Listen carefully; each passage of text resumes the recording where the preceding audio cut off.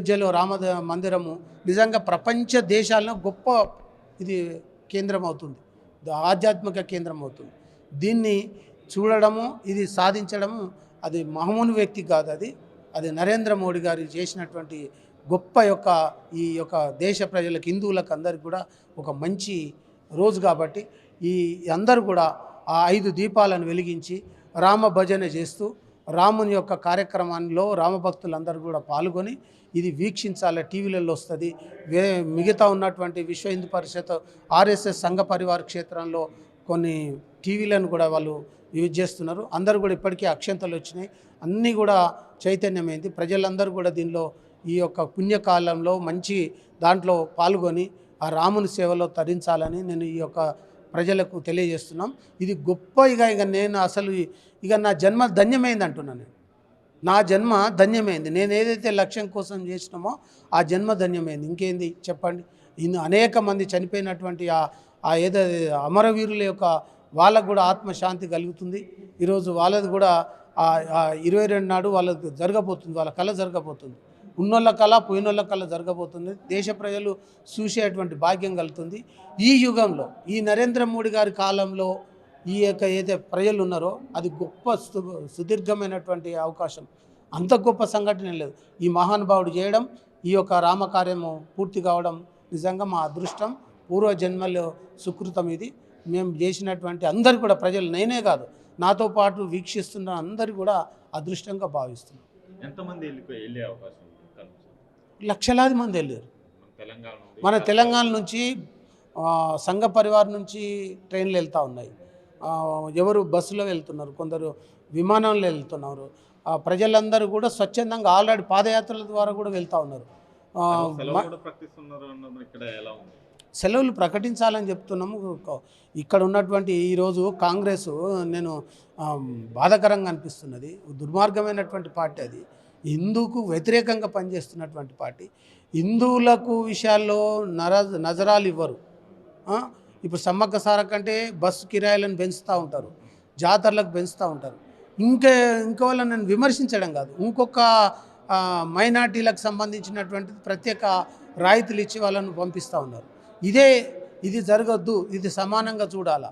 ఇప్పుడు రామ జన్మభూమిని ఆ యొక్క 22 ప్రాణ ప్రతిష్ఠ చేసే రోజును వీళ్ళు కాంగ్రెస్ వాళ్ళు వ్యతిరేకిస్తున్నారు, అడ్డుకుంటున్నారు. వాళ్ళ నీతి, వాళ్ళ యొక్క దుర్మార్గమైనటువంటి యొక్క ఆలోచన ద్వారా తీవ్రంగా ప్రజలే బుద్ధి చెప్తారు వాళ్ళకు. ఇటువంటి మహత్తర కార్యాన్ని అందరూ కూడా పాల్గొనాలి. ఇప్పటికైనా బుద్ధి తెచ్చుకొని కాంగ్రెస్లు జ్ఞానోదయమై అందరూ కూడా పాల్గొవాలని నేను వాళ్ళకు సూచిస్తున్నాను. మేము ఈ నెల 22న జరిగేటువంటి రాముని ప్రాణప్రతిష్ఠ కార్యక్రమము అది చూడడం మా యొక్క పూర్వజన్మ సుకృతంగా భావిస్తున్నాం. ఎందుకంటే ఈ ప్రపంచంలోనే అత్యంత విశ్వసనీయమైనది, అత్యంత జనాభా కలిగినటువంటి హిందూ మతానికి తర్వాత ఈ యొక్క హిందువులకు ఆరాధ్య దేవుడైనటువంటి రాముడు గత 32 సంవత్సరాలుగా కూడా మనము ఎన్నో పేపర్లు టీవీలలో చూసుకుంటూనే ఉన్నాం.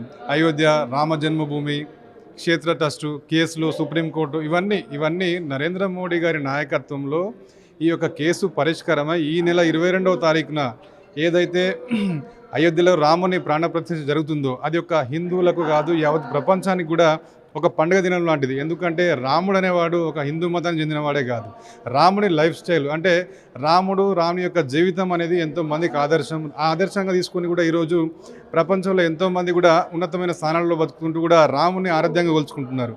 ఎందుకంటే ఈ దేశం మీదకి విదేశీ వలస శక్తులు ఒకటి ఇది బాబర్ లాంటి వాళ్ళు మొఘలులు ఈ దేశం మీద దండయాత్ర చేసి ఈ దేశంలో ఉన్నటువంటి సంస్కృతిని, సంప్రదాయాన్ని, హిందూ మతాన్ని, ముఖ్యంగా ఏంటంటే హిందూ మతాన్ని ధ్వంసం చేసి గుళ్ళను, గోపురాలను ధ్వంసం చేసి కూడా వీళ్ళు వాళ్ళ మతవ్యాప్తి చేసుకుని ఈరోజు హిందూ మతాన్ని, రాముని అంచివేసుకుంటూ వచ్చినారు. దానికి 100 సంవత్సరాలు కూడా కోర్టుల కేసులు నడిచినాయి.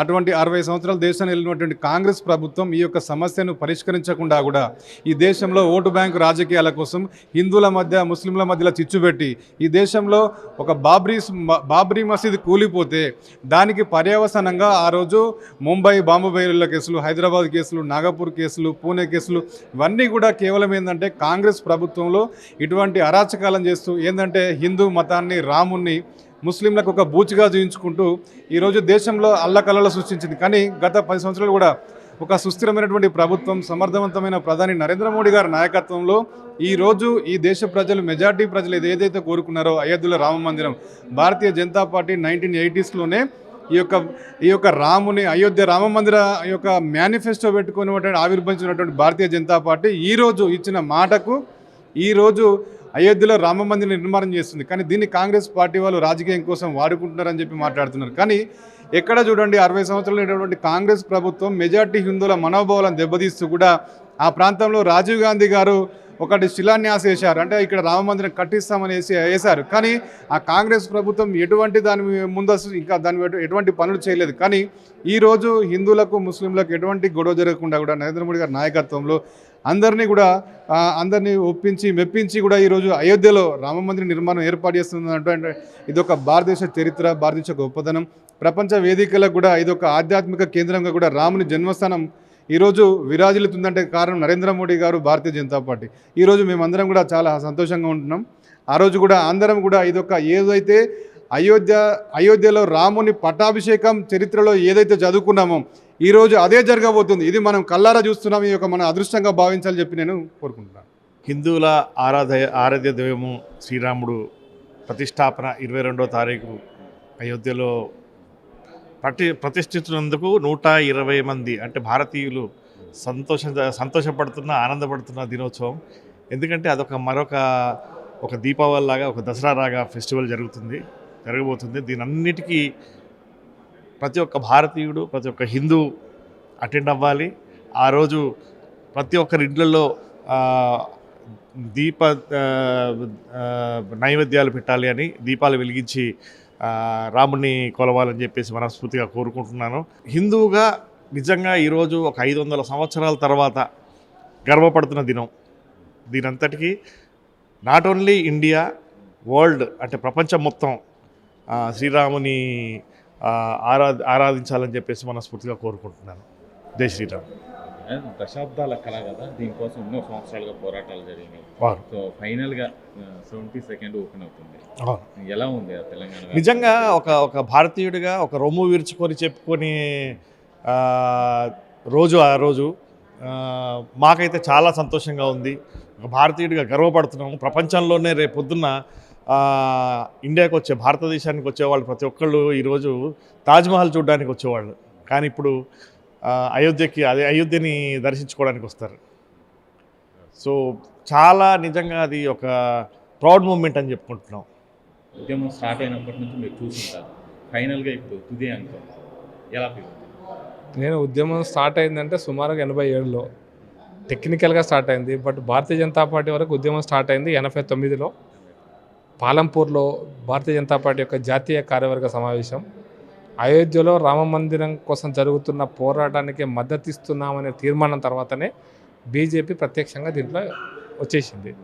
కాబట్టి అప్పటి నుంచి బీజేపీ సుమారుగా ఈ ఉద్యమంలో ఉన్నట్టే లెక్క. అద్వానీ గారి రథయాత్ర, ఇవన్నీ ఈ కాలపు ఘటనలు. బట్ చరిత్రలో 1526 నుంచి ఈ రోజు వరకు 500 సంవత్సరాల సుదీర్ఘ కాలం ఇంచుమించుగా జరిగినటువంటి పోరాటాలలో అసూలు బాసినటువంటి అందరి అమరుల యొక్క రామజన్మభూమి, ఆ స్థలం కోసం జరిగినటువంటి పోరాటంలో అమరులైనటువంటి ప్రతి ఒక్కరి యొక్క రక్తతర్పణంతో వచ్చినటువంటి దేవాలయంగా నేను భావిస్తాను. ఇది కొన్ని లక్షలాది మంది ప్రజల యొక్క ప్రాణార్పణ తర్వాత వచ్చినటువంటి దేవాలయం ఇది. మధ్యయుగాల నాడు భారతదేశంలో ముఖ్యంగా ఇస్లాం దురాక్రమణదారులను పదం ఉపయోగిస్తున్నారు చాలా స్పష్టంగా. దురాక్రమణదారులు చేసినటువంటి ఒక విధ్వంసంలో సజీవ సాక్ష్యంగా నిలిచినటువంటి అయోధ్యలో బాబ్రీ మసీద్ అనేటువంటి పేరుతో ఉన్నటువంటి కట్టడాన్ని మార్చేసి ఈరోజు అయోధ్యలో ఒక రామమందిర నిర్మాణం అనేటువంటిది 5 శతాబ్దాల యొక్క కార్యక్రమం. కాబట్టి ఈరోజు భారతదేశంలో 180 కోట్ల ప్రజలు మళ్ళీ పదం ఉపయోగిస్తున్నా. మోడీ గారు చెప్పినటువంటి పదమే, నా సొంత కవితం కూడా కాదు. 140 కోట్ల మంది భారతీయులు, అది ఏ మతానికి చెందిన వాళ్ళనేది ఇంపార్టెంట్ కాదు, కోట్లాది భారతీయుల ప్రజల యొక్క గౌరవ ప్రతీకగా నిలవబోతున్నటువంటి అయోధ్య రామ మందిరం. కాబట్టి ఇది 140 కోట్ల భారతీయుల యొక్క గౌరవ ప్రతీక తప్ప ఏ ఒక్క మతానికో ఏ ఒక్క కులానికి సంబంధించిన అంశం కాదు. కాబట్టి ఇంత గొప్ప సంఘటన, ఇంత గొప్ప కార్యక్రమాన్ని ఖచ్చితంగా ప్రజలు ఆహ్వానిస్తున్నారు. ఒక రకంగా చెప్పాలంటే దేశం మొత్తం మీద రామమయం అయిపోయిందని చెప్పొచ్చు. ప్రతి రోడ్లోంచి రామ రామ అనే పదం వస్తుంది ఈ రోజున. స్కూల్లో రామ ఉంది, గుళ్ళో రామ ఉంది, బయట రామ ఉంది, ఆఫీస్లో రామ ఉంది. కాబట్టి 22వ తారీఖు అంతటి గొప్ప సంఘటన, అంతటి గొప్ప సన్నివేశం చూడడం కోసం 140 కోట్ల భారత ప్రజలు ఎదురు చూస్తున్నారు. ఇది నేను అనుకుంటున్నా, నా జీవిత కాలంలో ఈ 60 సంవత్సరాలు నాకు గుర్తున్నంత 40-45 సంవత్సరాల జీవిత కాలఖండంలో ఇంత పెద్ద ఒక సంఘటన అనేటువంటిది, ముఖ్యంగా ఈ ధార్మిక అంశాల విషయంలో ఇది మొదటి సంఘటనగా నేను భావిస్తాను, మొదటి కార్యక్రమంగా నేను భావిస్తాను. ఈరోజు నేను హిందువుగా పుట్టినందుకు ఎంతో సంతోషిస్తున్నాను. ఎందుకంటే ఈరోజు 500 సంవత్సరాల తర్వాత ఈ యొక్క భారతదేశంలో ఒక రామ మందిరం నిర్మించడం. ఎందుకంటే ఇవాళ రాముడి జన్మస్థలం అయోధ్యలో ఇవాళ రామాలయం కట్టి ఇవాళ చరిత్ర సృష్టిస్తున్న మన దేశ ప్రధాని, ఇవాళ మా దేశ ప్రధాని నరేంద్ర మోడీ గారు ఇవాళ మన భారతదేశానికి మనం అదృష్టంగా భావించాలి. ఎందుకంటే అంతటి మహానుభావుడు ఇవాళ దేశానికి ప్రధాని ఇవాళ ఇటువంటి కార్యాచరణ రూపాన్ని ఆయన సంకల్పంతో ఇవాళ ఈ యొక్క రామ మందిరం నిర్మించి ఇవాళ హిందూ ప్రజలు కాశీ కన్యాకుమారి ఆ విధంగా యాత్రలు తిరిగేవాళ్ళు. ఇప్పుడు ప్రతి ఒక్కరు అయోధ్యకి వెళ్ళి రాముని దర్శనం చేసుకొని పోదామని ఒక తండోపతండాలుగా లక్షలాది మంది బయలుదేరుతున్నారు.